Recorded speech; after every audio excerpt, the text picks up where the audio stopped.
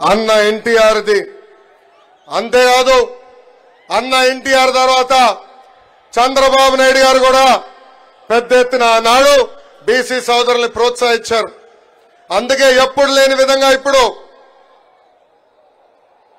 BC సోదరులను ఉపకులాల వారిగా సాధికార సమితిలు ఏర్పాటు చేశాం. దానికి ఒక కన్వీనర్ ఏర్పాటు చేశాం. ఉపకులాల వారిగా బీసీ సోదరులు ఎదుర్కొంటున్న సమస్యలు నేరుగా తెలుసుకునే లక్ష్యంతో ఈ రోజు ఆ సమస్యలు ఏర్పాటు చేశాం. అంతేకాదు ఉపకులాల వారిగా రాబోయే రోజుల్లో పెద్ద ఎత్తున యువ నాయకత్వాన్ని ప్రోత్సహించే లక్ష్యంతో తెలుగుదేశం పార్టీ ముందరికెళ్తుందని ఈ సభాముఖంగా బీసీ సోదరులు కూడా తెలుపుతున్నా. అంతేకాదు బీసీ సోదరులందరూ మనం ఆలోచించాలి. స్థానిక సంస్థల్లో 34% రిజర్వేషన్ మనకు ఉందంటే దానికి కారణం ఆ పసుపు జెండా తెలుగుదేశం పార్టీ. బీసీల కోసం సప్లాన్ ద్వారా 36,000 కోట్ల రూపాయలు ఖర్చు పెట్టిన party Telugu Desam party. BC corporation కి 3,000 కోట్ల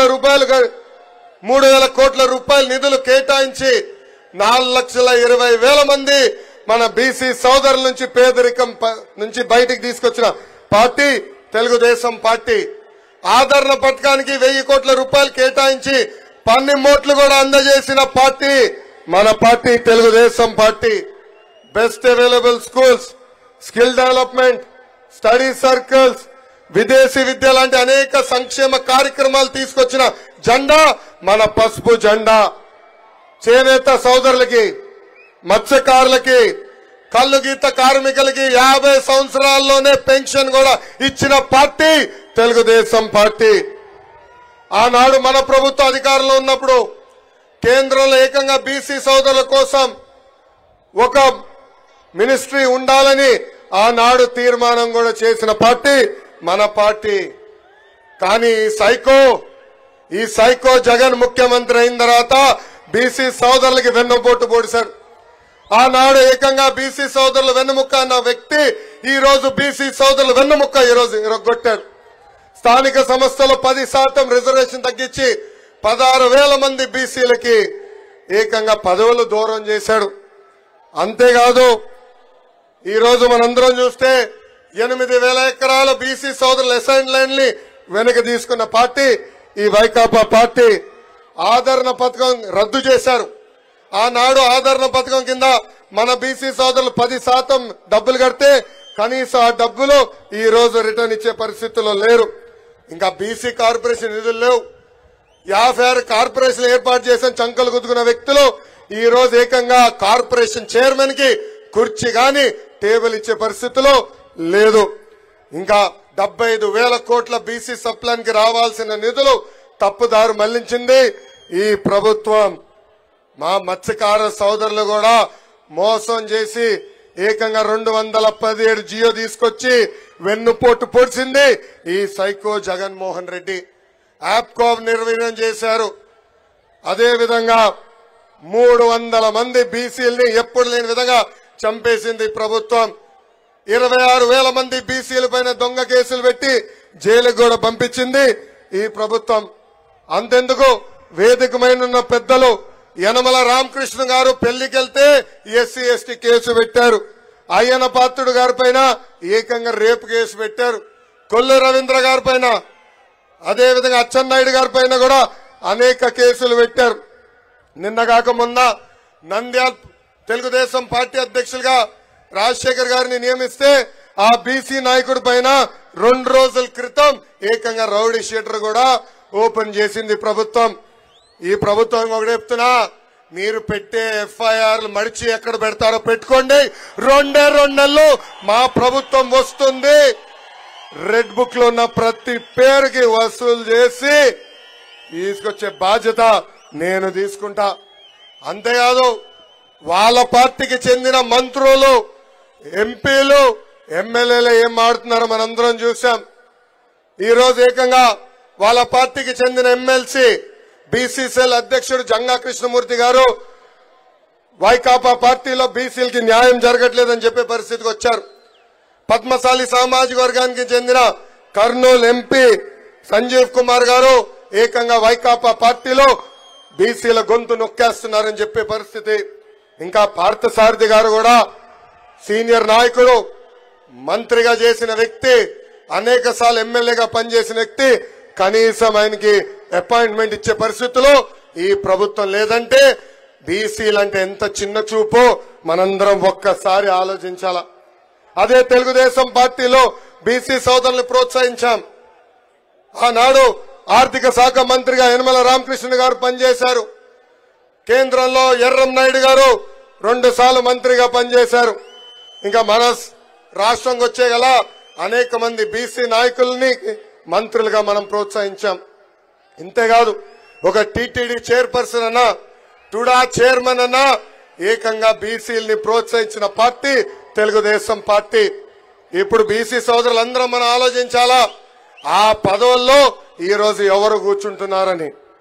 ఇంతేకాదు మనందరం చూశాం 10వ తరగతి కుర్రోడు అమర్నాథ్ గౌడ్ని ఎంత కిరాతకంగా చంపేశారో వైకాపా నాయకులు. అమర్నాథ్ గౌడ్ చేసిన తప్పేంటో తెలుసా? వాళ్ళ అక్కని వేధిస్తున్న వైకాపా నాయకులు వ్యతిరేకంగా మాట్లాడతాం, పోలీస్ స్టేషన్కి వెళ్లి కేసు పెడతాం. ఆ కుర్రోడిని ఏకంగా కొట్టి అతను చదువుకున్న పుస్తకాల నుంచి కాగితాలు చింపి నోట్లో కుక్కేసి కాలు చేతులు కట్టి పెట్రోల్ పోసి తలగలు పెట్టారు ఈ వైకాపా నాయకులు. ఈ రోజు ఆ చెల్లమ్మని చదివిస్తుంది నా తల్లి భువనేశ్వరి అమ్మ. అది తెలుగుదేశం పార్టీ కంటే బీసీలంటే ఎంత చిత్తశుద్ధో. ఇంతేకాదు తెలుగుదేశం పార్టీకి చెందిన నాయకులు నందం సుబ్బయ్య గారు, చంద్రయ్య గారు, జాలయ్య గారిని ఎట్లా కొట్టే చంపేశారో మనందరం చూసాం. ఏకంగా వాళ్ళ అంత్యక్రియలు కూడా మన నాయకుడు చంద్రబాబు నాయుడు గారు వెళ్లే పరిస్థితి మనందరం చూసాం. విజయనగరంలో కృష్ణ మాస్టర్ గారిని ఏకంగా బొలేరో తీసుకుని గుద్ది చంపేశారు.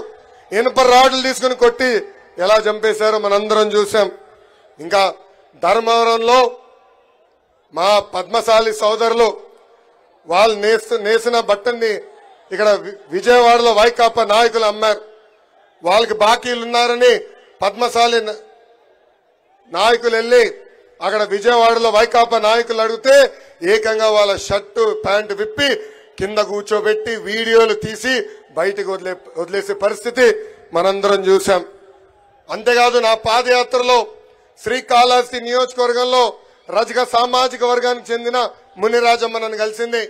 ఆ తల్లి ఆమె బాధలు వ్యక్తం చేసింది. అక్కడున్న బడా చోర్ బిఎఫ్ మధుసూదన్ రెడ్డి చేసే ఏదో పనులు ఎండగట్టింది. అది చూసిన తర్వాత ఏకంగా అక్కడున్న శాసనసభ్యుడు వెళ్లి ఆమె షాప్ ని ధ్వంసం చేశారు. ఆమెని అన్ని రకాలుగా ఇబ్బంది పెట్టారు. ఆ అమ్మకి అన్నగా నిలబడిన వ్యక్తి మన నాయకుడు చంద్రబాబు నాయుడు గారు. ఆయన ప్రోత్సాహంతో మళ్లీ ఆ తల్లి షాపు పెట్టుకునే పరిస్థితి. ఈ సభాముఖంగా అడుగుతున్న జగన్ని, ఇదేనా మా బీసీలకి నువ్వు ఇచ్చే గౌరవాన్ని? పాదయాత్రలో బీసీలు ఎదుర్కొంటున్న సమస్యలు నేరుగా నేను తెలుసుకున్నా.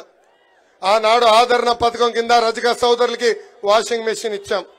కానీ ఈరోజు ఆ వాషింగ్ మెషిన్లన్నీ పక్కన పెట్టేసే పరిస్థితి వచ్చింది. రజక సోదరులు అడిగా, ఎందుకు మీరు వాడట్లేదంటే పెరిగిన కరెంట్ ఛార్జీల వల్ల మేము వాషింగ్ మెషిన్ వాడుకోలేకపోతున్నాం అని చెప్పారు. కల్లు గీత కార్మికులకి పనిముట్లు ఇవ్వట్లేదు. ఏకంగా ఎక్సైజ్ అధికారులు వచ్చి పెద్ద ఎత్తున వాళ్ళని ఇబ్బంది పెడుతున్నారు.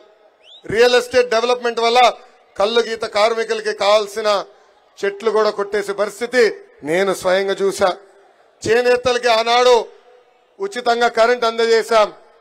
సబ్సిడీ ద్వారా అనేక పరికరాలు అందజేశాం.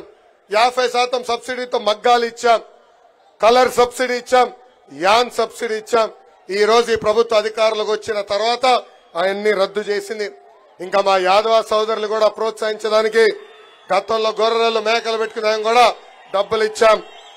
మినీ గోకులాలు కట్టాం. ఏకంగా బంజర భూములు కూడా ఆనాడు అందజేశాం. ఈ రోజు ఈ ప్రభుత్వ అధికారులకు వచ్చి గోపాల మిత్రులను మెడబట్టుకుని బయటికి గెంటేసింది. వాళ్ళని కూడా అన్ని రకాలుగా ఇబ్బంది పెట్టింది ఈ ప్రభుత్వం. ఇంకా మా మత్స్యకార సోదరులకి గతంలో సబ్సిడీ ద్వారా వలలు అందజేశాం, బోట్లు ఇచ్చాం, ఏకంగా ఐస్ బాక్సులు మోపెడ్లు కూడా అందజేశాం. ఈ ప్రభుత్వం వాళ్ళని కూడా మెడబట్టి రోడ్డు బయట గెంటేసింది. బీసీ సోదరులకు ఎదుర్కొన్న సమస్యలు పాదయాత్రలు తెలిసిన అవకాశం నాకు వచ్చింది. ఆ నివేదిక వేదికమైన పెద్దలకు అందజేశాం. అది మన అధ్యక్షులు చంద్రబాబు నాయుడు గారు బీసీ డిక్లరేషన్ లో భాగంగా మన సమస్యలు పరిష్కరిస్తారు.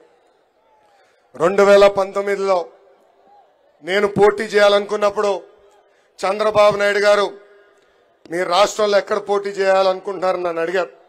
ఆనాడు ఆయనకు ఒకటే చెప్పా, అయ్యగారు ఎప్పుడు గెలవని నియోజకవర్గం నాకు ఇవ్వండి, గెలిపించి చూపించే బాధ్యత నేను తీసుకుంటానన్నాను.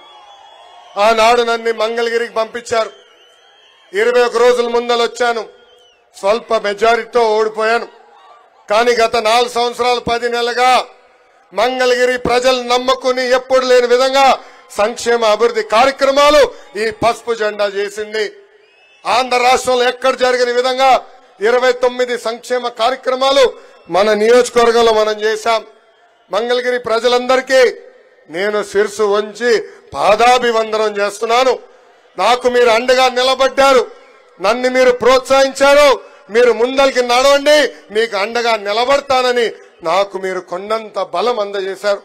అందుకే ఈ సభాముఖంగా చంద్రబాబు నాయుడు గారు నేను కొన్ని మంగళగిరి ప్రజల తరపున కోరుతున్నా.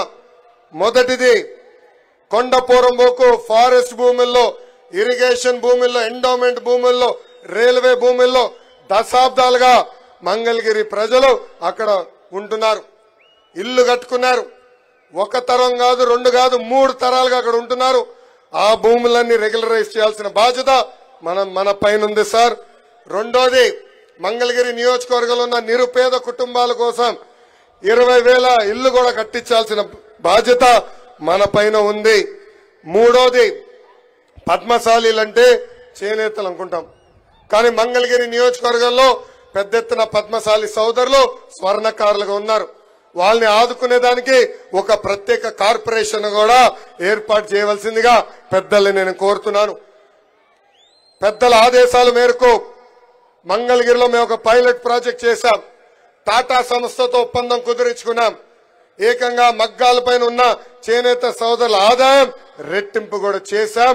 ఆ కాన్సెప్ట్ ని మంగళగిరిలోనే కాదు రాష్ట్ర వ్యాప్తంగా తీసుకెళ్లాలని ఈ సభాముఖ పెద్దలు కోరుతున్నా. అంతేకాకుండా 4వ హామీ, ఆనాడు అమరావతి మాస్టర్ ప్లాన్ లో ఇక్కడున్న రైతులు కొంతమంది భూముల్ని U1 జోన్ లో పెడతాం జరిగింది. దానివల్ల రైతులు కొన్ని ఇబ్బందులు ఎదుర్కొన్నారు. అది కూడా రద్దు చేయాలని ఈ సభాముఖంగా వేదికమైన చంద్రబాబు నాయుడు గారిని నేను కోరటం జరుగుతుంది. నాకు ఎక్కువ సమయం ఇవ్వలేదు, పెద్దలు మాట్లాడాల్సిన అవసరం ఉంది. కానీ చంద్రబాబు నాయుడు గారికి, పవన్ అన్నకి నేను ఒకటే హామీ ఇస్తున్నా, ఏ బాధ్యత అయితే నా పైన పెట్టారో, ఏ ఆస్తి అయితే నాకు మళ్ళీ మంగళగిరి అభ్యర్థిగా నాకు టికెట్ ప్రకటించారో, తప్పనిసరిగా ఏ మెజారిటీ అయితే నేను ఓడిపోయానో దాని పక్కన ఒక 0 పెట్టి 53,000 మెజారిటీతో గెలిచి ఈ సీటుని మీకు అప్పగించే బాధ్యత మేము తీసుకుంటాం. ఈ రోజు ఎక్కడ చూసా కుర్రోలు రోడ్డుపైకి ఎక్కారు. ఈ ప్రభుత్వ అధికారులకు వచ్చిన తర్వాత కార్యకర్తల పైన దొంగ కేసులు పెట్టారు. రౌడీ షీటర్లు ఓపెన్ చేశాడు. యాదవ సామాజిక వర్గానికి చెందిన మన నాయకుడిని చంపేశారు. అంతేకాదు ఇప్పుడు మళ్ళీ ఎమ్మెల్యే కరకట్ట కమలాసన్ ఉన్నాడు సార్. మాకు మళ్ళీ వచ్చాడు నటనకి, మాకు మాయ చేసాం, మళ్ళీ ప్రజల్ని మాయ చేసాం వచ్చాడు. మాకు 2 నెలల తర్వాత మాకు వదిలిపెట్టండి సార్, వాళ్ళని మేము వదిలిపెట్టము, వడ్డీతో సహా చెల్లించాల్సిన బాధ్యత మా అందరి పైన ఉంటుంది. గత 4 సంవత్సరాలు 10 నెలలుగా మమ్మల్ని అనగదొక్కారు, మమ్మల్ని ఇబ్బంది పెట్టారు. మంగళగిరి నియోజకవర్గానికి ఇచ్చిన అనేక హామీలు ముఖ్యమంత్రి నిలబెట్టుకోలేదు. తప్పనిసరిగా నేను శాసనసభ్యుడిగా ప్రమాణ స్వీకారం చేసిన మొదటి క్షణం నుంచి వాళ్ళు ఇచ్చిన హామీలు నిలబెట్టుకుంటానని ఈ సభాముఖంగా మీ అందరికీ తెలుపుకుంటూ, నాకు ఈ అవకాశం ఇచ్చిన మంగళగిరి ప్రజలకి, కార్యకర్తలకి, పవన్ అన్నకి, చంద్రబాబు నాయుడు గారికి, జనసేన పార్టీ నాయకులందరికీ పేరు పేరున నా హృదయపూర్వక ధన్యవాదాలు తెలుపుకుంటూ నేను సెలవు తీసుకుంటున్నాను. జోహార్ అన్న ఎన్టీఆర్, జోహార్ అన్న ఎన్టీఆర్.